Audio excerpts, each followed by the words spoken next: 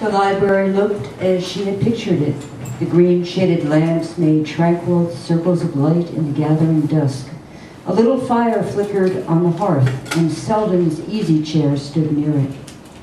He had checked his first movement of surprise and stood silent while she paused a moment on the threshold, assailed by a rush of memories.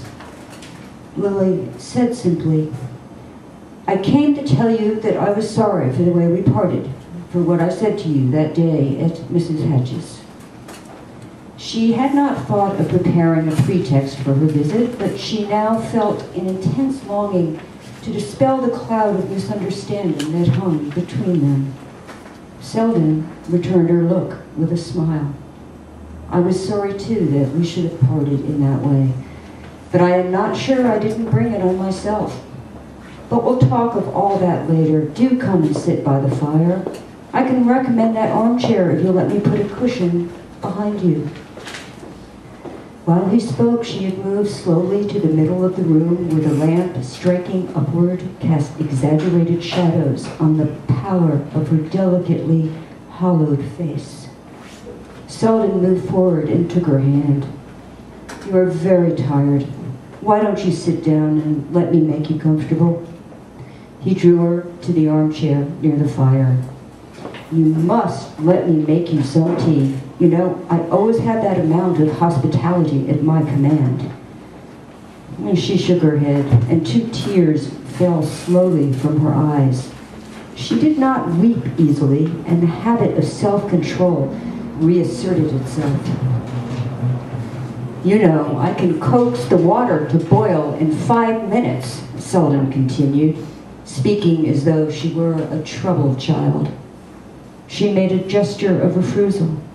"I must go," she said, "but I may not see you again for a long time, and I wanted to tell you that I have never forgotten the things you said to me at Bellamont, and that sometimes when I seem farthest from remembering them, they have helped me and kept me from mistakes, kept me from really becoming what many people have thought of me."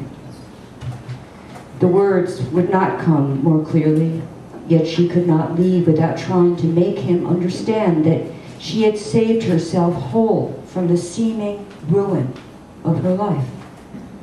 A change had come over Selden's face. Its guarded look had yielded to an expression still untinged by personal emotion, but full of gentle understanding.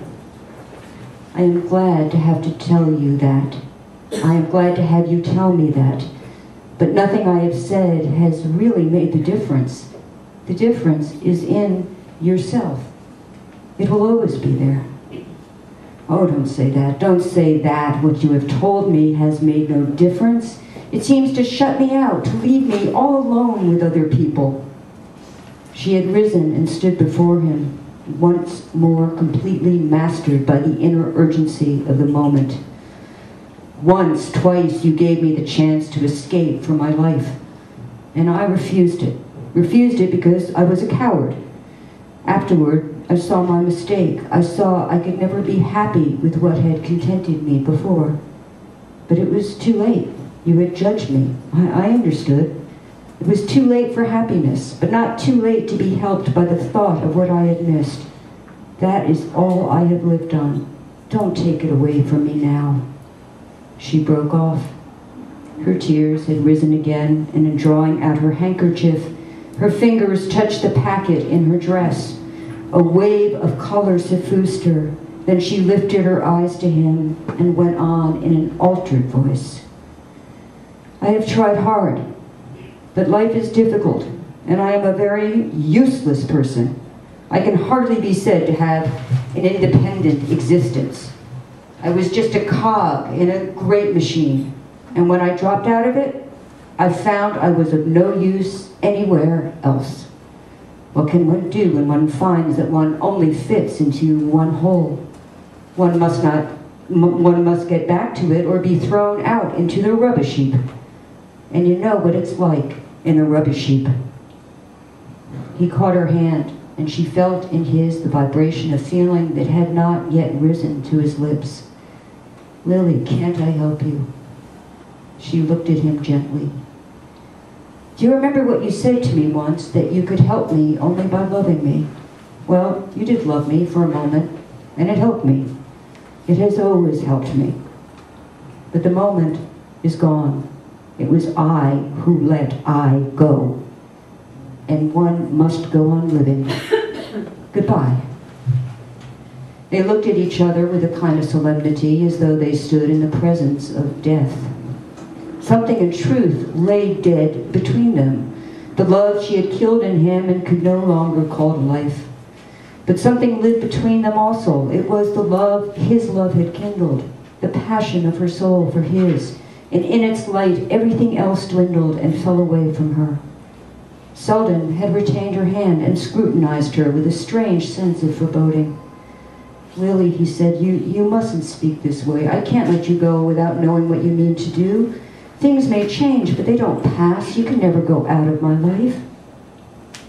She met his eyes with an illumined look. No, she said, I see that now. Let us always be friends. Then I shall feel safe, whatever happens. Whatever happens? What do you mean? What is going to happen? She turned away and walked towards the hearth. Nothing at present, except that I am very cold, and that before I go you must make up the fire for me. She knelt on the hearthrug, stretching her hands to the embers. He gathered wood from the basket and tossed it on the fire. As he did so, he noticed how thin her hands looked against the rising light of the flames. She knelt there for a few moments in silence. When she rose, he fancied that he saw her draw something from her dress and drop it into the fire. But he was still groping for the word to break the spell. She went to him and laid her hands on his shoulders. Goodbye, she said. And as he bent over her, she touched his forehead with her lips. Lily leaves and wanders the streets as night falls. She stops at Bryant Park to rest, and someone approaches her. Excuse me, are you sick? Why, it's Miss Bart, a half-familiar voice exclaimed. The speaker was a poorly dressed young woman with a bundle under her arm. The common prettiness of her face was redeemed by the strong and generous curve of the lips.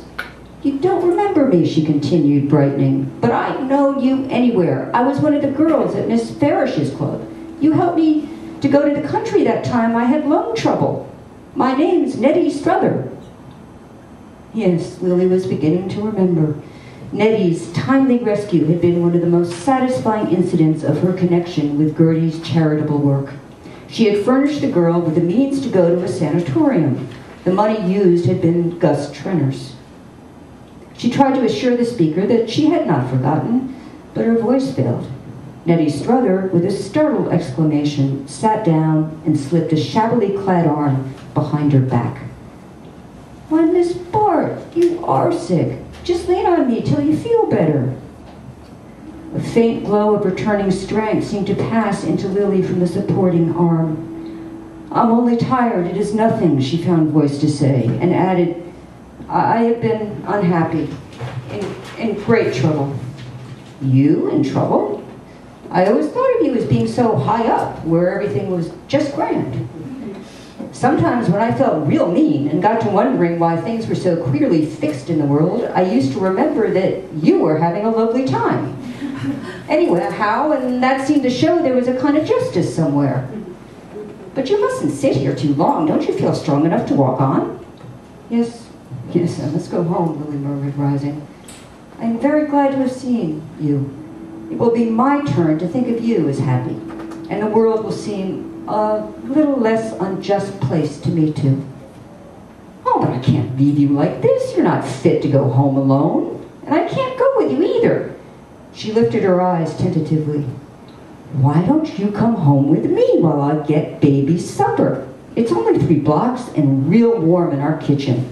You can rest, and I'll take you home as soon as ever she drops off to sleep.